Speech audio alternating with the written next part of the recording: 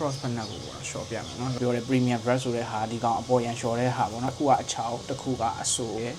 အမှားသားပေါ့ဒီထဲမှာပါ microfiber တာပေါ့ဒီလေးညစ်ပတ်နေတယ်ဖက်နှက်ပါဒီမှာရှင်ဒီမှာ brush အချောက်နဲ့ကျွန်တော်အရင်ဆုံးဒီပုံမှာရှေ့ဖုံ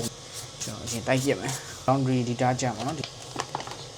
ဆက်ပြကောင်းလို့ရှိရင်ကျွန်တော်နည်းနည်းလေးထည့်အောင်နဲ့အမြုပ်အများကြီးထားတယ်ထုတ်ထည့်ကျွန်တော်မှွေလိုက်မယ်ဟိုခဏရှော့မယ်ဆိုရင်ပေါ့နော်နွေးလေးနည်းနည်းလေးထည့်ပေးရတယ်โอเคရေနွေးဆိုအရန်ရေနွေးပဲဆိုရင်လည်းဖက်နှက်ဟိုပျက်စီးနိုင်တယ်ပေါ့နော်ချောနဲ့အရင်တိုက်မယ်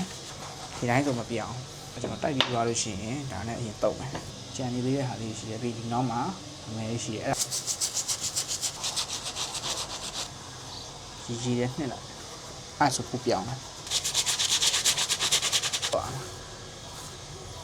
ဟွာထိတ်ပြီပေါ့ခုနအမဲရတယ်မရှိတော့ဘူးမရှိတယ်โอเคအဲ့ဟာကျွန်တော်ဖြတ်ပြမယ် dark တွေကနော်ခုနကအဝါလေးရှိတဲ့ဟာအခုမရှိတော့ဘူးနော်အဝါလေးလုံးဝမရှိတော့ဘူးမြင်ရလာတော့မသိမရှိတော့ပြောင်းသွားပြီတော့မှလည်းကျွန်တော်ဗီဒီယိုလေးတင်မယ်ပေါ့နော်ဗီဒီယိုတော့လည်းတင်မယ် Facebook မှာလည်းတင်မယ်ဒီမြန်တေချာတော့ YouTube မှာတော့တင်လို့မှလည်း YouTube အားပေးကြပါ like တွေ subscribe တွေလည်းလုပ်လို့ရရင်လည်းလုပ်ပေးကြပါကျေးဇူးတင်ပါတယ်အားလုံးပဲပိတ်ရက်လေးမှာကြွရှင်ပါစီ